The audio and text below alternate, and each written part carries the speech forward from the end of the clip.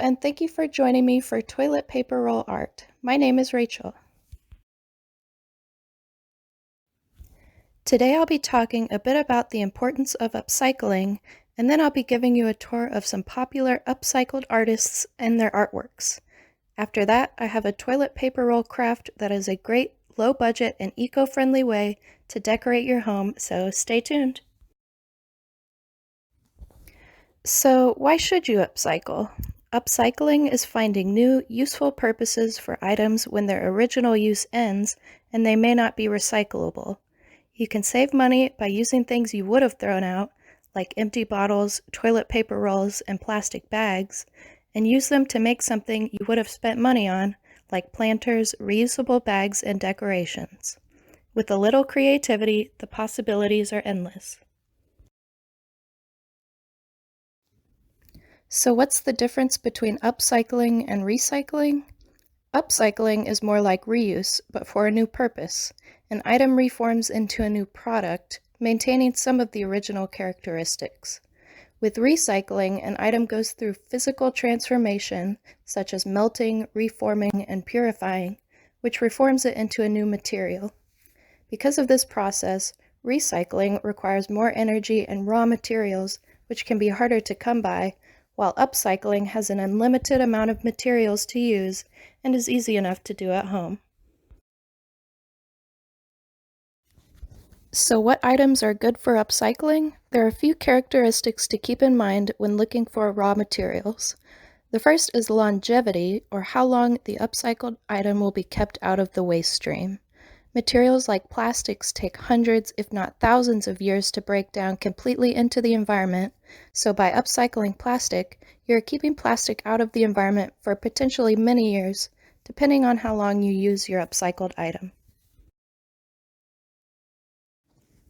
The next thing you want to think about is replacement. Will the upcycled materials replace the use of new materials? For example, by using found wood, like from an old barn, you avoid buying new wood that would mean cutting down a tree. Another aspect to consider is education. Does the upcycled work make a point that will encourage us to change our wasteful ways? By using found or recycled items, we are forced to confront the garbage we have discarded that would normally have been forgotten. Utility is the usefulness of the upcycled material or item. Does it fulfill a genuine need, like a sturdy, reusable bag made from old jeans or a new work of art to place in your home?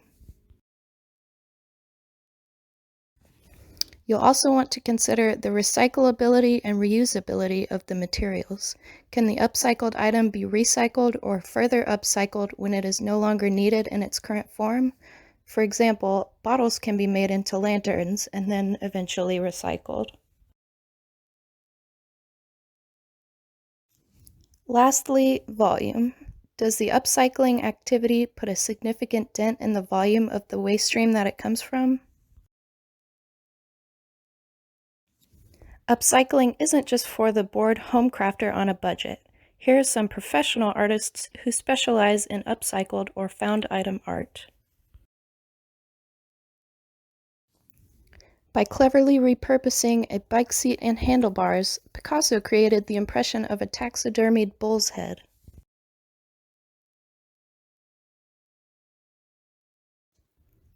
Artist Erica Iris Simmons uses old cassette tapes and film reels to create beautiful portraits of famous celebrities and pop culture icons.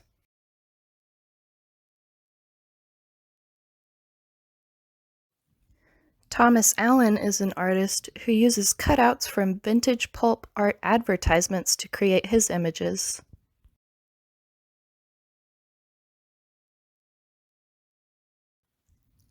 Tim Noble and Sue Webster are British artists who use a collection of carefully placed garbage and other items to create a silhouette or shadow image. At first you may see a pile of trash, but the light shows how items were placed to create the silhouette you see and exposes the perpetrators behind the pile of trash.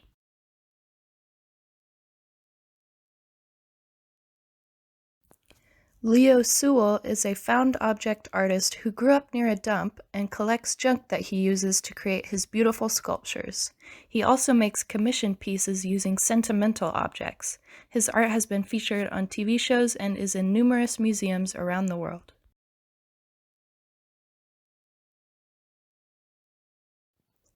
Ptolemy Erlington is an English artist who creates his sculptures using hubcaps found often along the side of the road.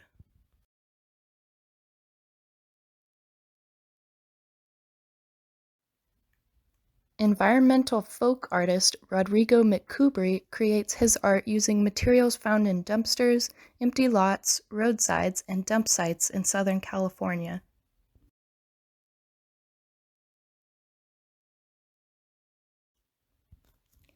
Artist Jane Perkins recreates famous portraits and paintings using materials like buttons, beads, and other recycled trinkets.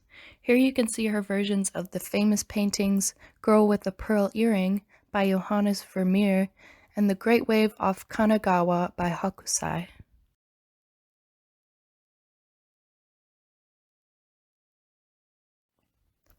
Artist Robert Bradford creates life-size sculptures of animals, humans, and objects using materials like discarded plastic toys, like the dog on the right, and soft toys, like the horse on the left.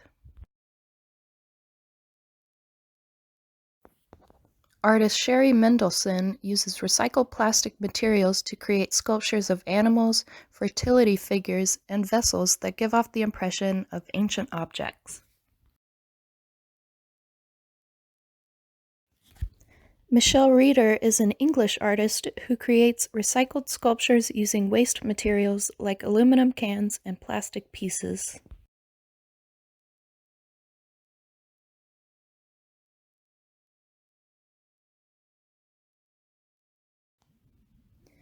Well, that concludes our gallery tour of upcycled artists.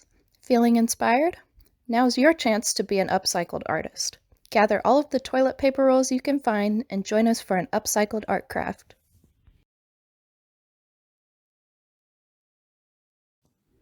Today we'll be making wall hangings or wreaths using toilet paper roll centers. Here's one that I made and hung up in my bathroom. The primary supplies you will need are some toilet paper roll centers and scissors. The more toilet paper rolls you have, the bigger your wreath or wall decoration can be. Next, you'll need to decide if you want your wreath to be colorful. If you do, you can choose if you want to paint it and let it dry, or color it with markers. In the example I just showed you, I used what is called washi tape, or decorative tape, to cover the toilet paper rolls. You can do this as well, but keep in mind the tape may start to peel off over time. Lastly, you'll need to figure out how you want to connect the toilet paper roll pieces. You can use tape, a stapler, or glue. So pause this video, gather your supplies, and then press play to join me in an upcycled craft.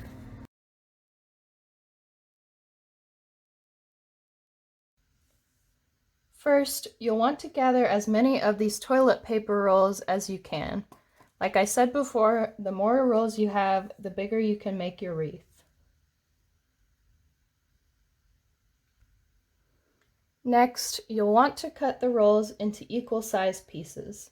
The easiest way to do that is to mark the center of the roll and then roughly divide each half into equal sized pieces and then cut along those lines. Once you have your pieces, you'll need to decide if you want your finished wreath to be colorful. You'll want to make this decision before you attach the pieces together, as they will be much easier to decorate in pieces. You can also use this time to plan the layout of your wreath. You can use different numbers of the pieces in different configurations to make different designs. For example, you can make a flower using 5 pieces or 6 pieces or even 7 pieces. You can also use something round like the lid of a pot or a roll of tape if you want your finished wreath to be circular. You can use it as a sort of template to plan your wreath around.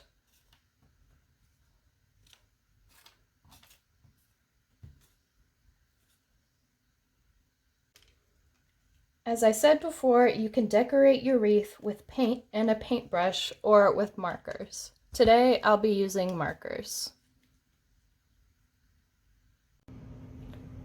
Once you have all your pieces decorated and in the arrangement you want, you're ready to start assembling your wreath.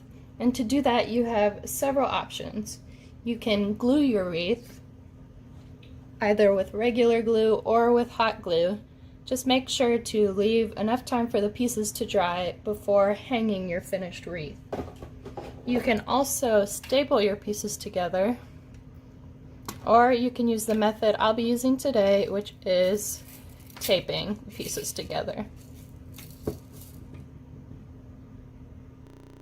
To connect your pieces with tape, simply hold them together where you want them to connect and wrap the tape around the inside. You'll want to do this at every point where they connect. To hang your finished wreath, you can use the negative space, which are the gaps in the piece. I used a thumbtack to hang the one in my previous example, but you can also tie a string around your wreath and use that to hang it.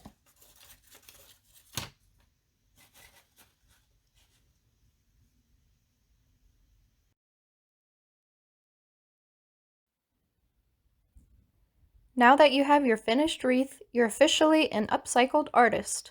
See if you can come up with other upcycling projects using materials around your home or neighborhood. Like I said before, with a little creativity, the possibilities are endless. Thank you for joining me.